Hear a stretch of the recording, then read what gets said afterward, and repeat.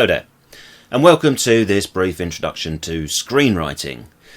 We're looking specifically at the A-Level Film Studies coursework here, but the basic rules and ideas we're going to talk about can be applied to any screenwriting task or project. So a good place to start is by working out what you have to do. So even though you've probably looked at this 1,000 times by now, it's still a great idea to keep going back to it and making sure that you are doing exactly what the brief asked. It can be easy to get caught up in your own ideas and stray away from what the brief asks you, so it doesn't hurt to double check or triple check. The main task for your coursework is to write a screenplay for a self-contained short film between 4 to 5 minutes long.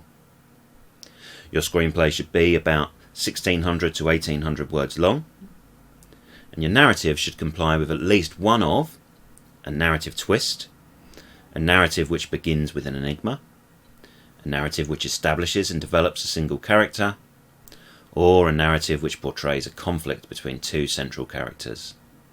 Now, in all likelihood, any story you come up with will be doing one of these things anyway, but do check it, and if one of those narrative aspects is not present, you will need to make changes to ensure that it is. Hopefully that shouldn't be too difficult to do, however, and it's a lot easier to do that now before you start writing than later on. As you move into the writing stage, you're going to need to learn how to write in the correct format and style. It's important that you write in the correct screenplay format. Screenwriting is a very specific and distinct form of writing and has rigid rules and guidelines which you must learn and use. And whilst this does take a little bit of time to get used to, I think you'll find that it is actually a relatively simple way to write and makes turning your ideas into a fully formed screenplay a lot easier. So let's look at the most basic rules of writing for the screen.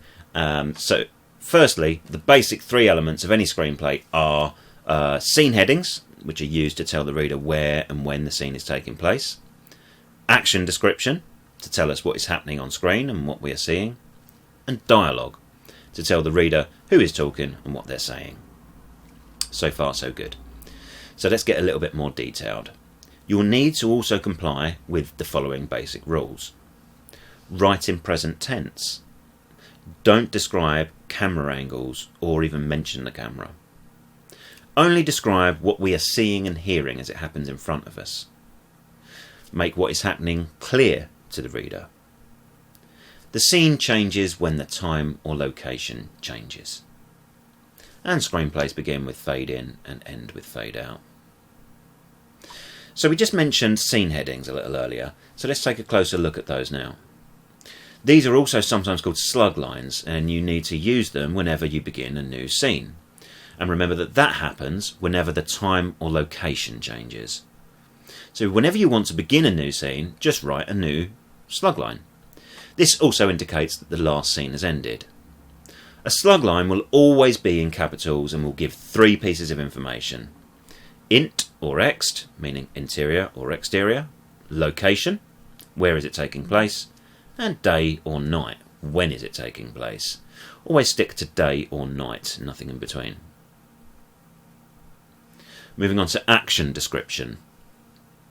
So with the scene heading written, you need to tell the reader what it is they are seeing and hearing, and that's where you'll need to write action description. This is fairly obviously simply a description of what is happening. So the aim is to write in short but vivid detail.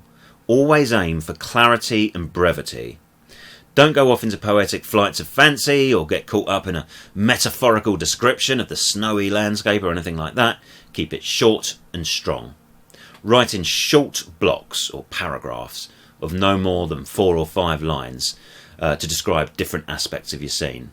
There's no minimum length, so it's entirely possible to have a block of action which is just 1 word long, for example. Use words carefully and always aim to use just the right verb to explain what somebody is doing. Focus in on specific actions or even facial expressions by describing them to the reader where relevant. Make sure that everything you write is relevant and shows either character or it adds to the story. And remember to write in present tense. So an example of action description. Mike creeps up the stairs, his gun drawn and his face set in grim readiness. His shadow stretches along the wall as he advances toward the top of the stairs.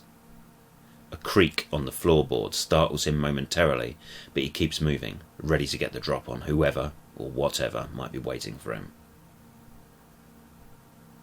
A simple example. Describing people and places.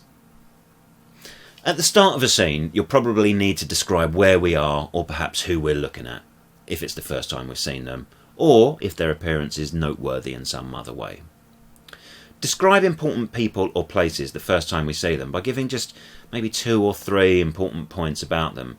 Don't give a full description of everything they are wearing and what they look like. Keep it short and colourful. Write their name in capitals the first time we meet them, but after that just refer to them normally. For example, a dishevelled 43-year-old man in a crumpled suit shambles into the office. This is Mike. He slumps into the closest chair and takes a short drag from the roll-up he is smoking. Describing sound. You will sometimes want to describe what the audience are hearing, and this can be an important plot point, or it could be to build up atmosphere. Either is fine, but make sure that if you are describing sound, there is a reason for it. Capitalise any important sounds. Do your best to give a short and vivid description of that sound. Unless the sound is relevant to the plot, atmosphere or story, you don't need to describe it. If you are describing music, avoid mentioning specific songs, and you shouldn't generally mention non-diegetic music. Moving on to dialogue, please do be careful with dialogue. It is so easy to write way too much of it and rely on it to get information or exposition across way too much.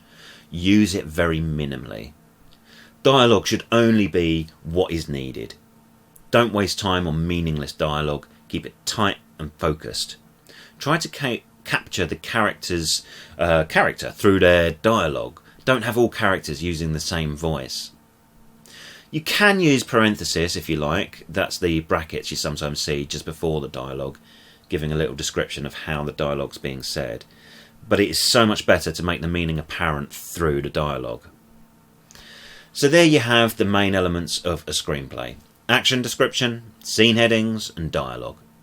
There is a lot more to it than that, of course, but if you get started with those basic ideas, you should definitely be on the right track. However, let's just go through a few more tips and ideas to make sure that you're in a really strong position to start writing your own script. First, keep it visual. Remember that a film is a primarily visual medium and your script should reflect that. Screenplays don't, however, include camera directions or descriptions. If you want to imply that the camera is doing something, then simply draw attention to it through your action description. So, for example, Tony keeps babbling incoherently, but his left hand creeps around behind his back unnoticed. It lifts the back of his jacket up, revealing a vicious-looking butcher knife jutting out of his grimy waistband.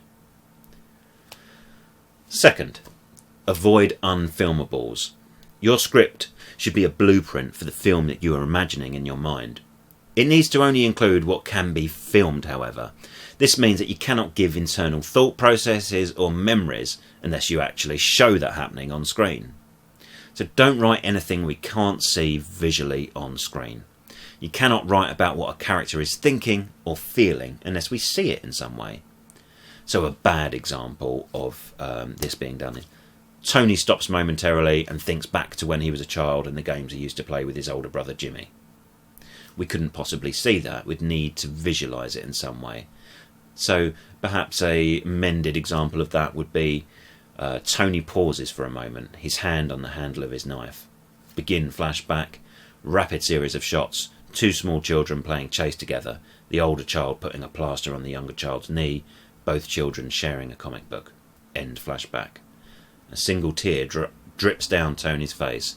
With a sudden movement, almost too fast to register, he whips the knife through the air straight at Jim's angry face. Always enter your scene as late as possible and always exit your scene as early as possible. We do not need to see everything, people arriving, greeting each other, shaking hands, asking each other how they are, etc. Get in late and get out early. We don't need to see people driving to places, walking to places, getting ready to go to places. Just show the important parts, which either increase atmosphere, tell us about the character, or move the story forward. Don't worry too much about getting everything right at this stage. That's what the drafting process is for. Just get a version of your story out on paper.